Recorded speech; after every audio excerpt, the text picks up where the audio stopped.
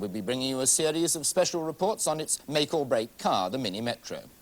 Very soon, the first of them should be rolling off the new automated production line at Longbridge, into which BL has sunk millions of pounds of public money and their hopes for the future.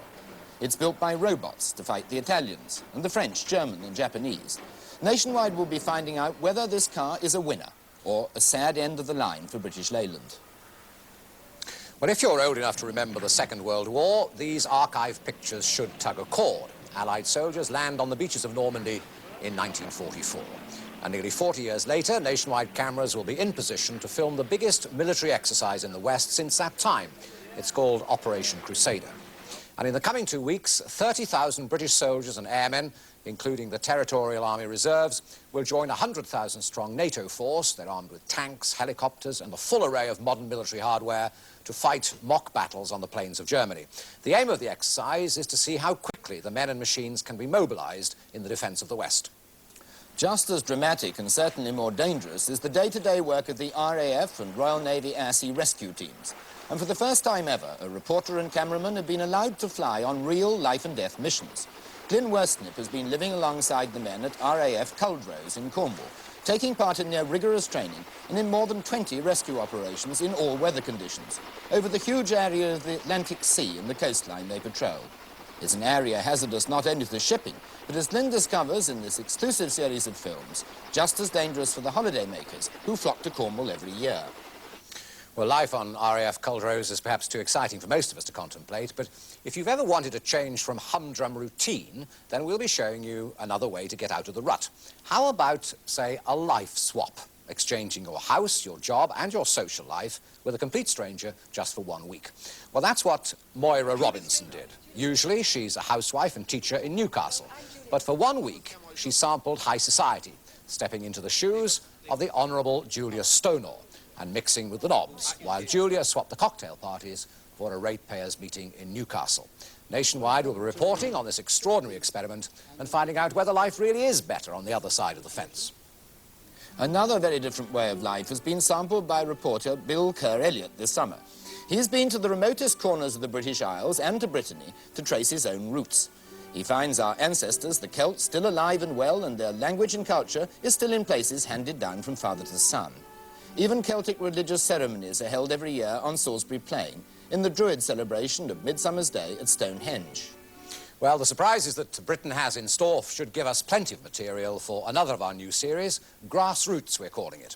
Our colleagues around the country will be taking it in turn to give you their view of the week's goings-on outside London. Mike Neville from Look North in Newcastle will be here on Thursday. Well, Grassroots is out to prove that life in this country isn't anywhere near as uniform and boring as some people claim it is. We'll be covering everything from the village that's launched its own job creation scheme to the man who loved his Morris Minor so much he threw a 21st birthday party for it. And we'll also be bringing you a few stories that didn't quite turn out as we planned, like this cautionary tale from Southampton, where Nigel Farrell found himself interviewing a pig that they all assured him was tame. This is Pinky, and he's got to be the most pampered porker in Britain. He lives in absolute luxury, as you can see, but there's one very important thing missing from his life. To find out what that is... Ow! Ow! God! Get off! Get off! Get out! God! Oh, poor lad. Well, if you want to know how he got himself out of that, you'll have to watch Grassroots on Thursday.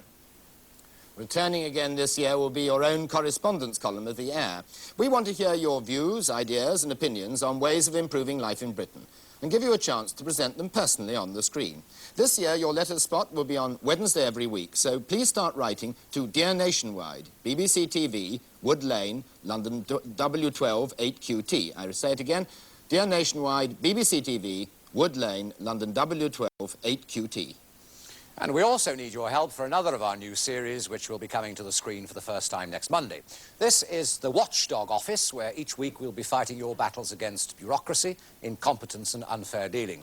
And Hugh Scully, who will normally be sitting here, has been out and about to find out what's worrying you.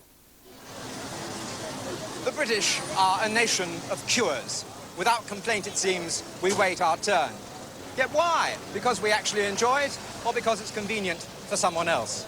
Have you had to wait an unreasonable length of time recently for a bus, to buy a ticket, to see a doctor, or at a supermarket checkout? If so, write to us. We want to find Britain's longest queue.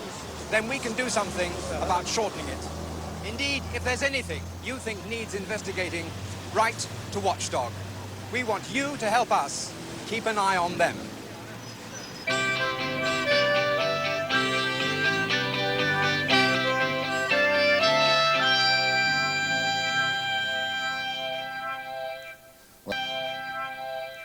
Well, that's just a sample of the things we'll be bringing you in the coming weeks. But tomorrow sees the start of the first of our special series. We've been behind the scenes at London Zoo to look at the extraordinary work of the veterinary surgeons, who have to deal with everything from a rhino with a gammy knee to a gorilla with flu. In a programme soon, we'll be taking an exclusive look at their best-known invalid, Ching Ching, the giant panda. Our cameras were the only ones allowed to film the amazing operation which saved her life. Just what was wrong with Ching Ching, and how was London Zoo nursing her back to health? Watch Nationwide to find out. First apology of the new season, Royal Naval Air Station, Culdrose, not the RAF. Sorry about that. Well, finally tonight, a word of farewell, because sadly Bob Wellings is leaving Nationwide to do other things. But you haven't quite seen the last of him. During the summer, Bob's been invited to some of Britain's more bizarre fates, and you'll be seeing his reports on the medieval fair at Alnwick in Northumberland, amongst others. All good, clean fun. And as you'll see, Bob enters, as he always does, into the spirit of things.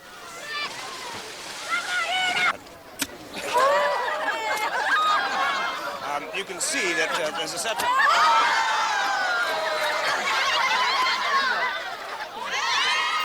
You can't go. I mean, is it something we've said?